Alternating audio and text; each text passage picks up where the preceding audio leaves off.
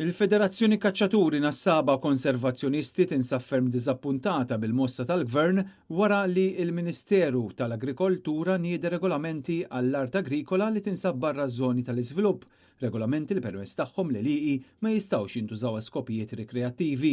Fi stqarrija l-FKNK qalet li ma tistax ma tisprimix id-diżappunt tagħha nuqqas assoluta konsultazzjoni magħha mill-Ministeru ta' Anton Refalo għat tfassil ta' regolamenti dwar il-protezzjoni tal-art agrikola. Fil-fema tal-FKNK dawn ir-regolamenti se jimponu obbligi fuq dritt liberu ta' possess ta' sidien ta' art rurali.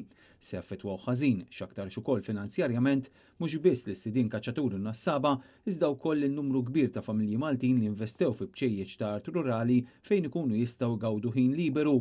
Jagħtu dritt lill-entità riżorsi agrikoli Malta ta' kwista possess temporanju tal-art u jkollha seta li talloka għal attività agrikola lil ħaddieħor f'każ li xi sit ma josservax l-obbligi u jkunu imposti wkoll multi. Bil-Federazzjoni tinsisti li dawn ir-regoli tal-Gvern fuq l-art agrikola huma għal kollox azzjoni antidemokratika, kważi dittatura.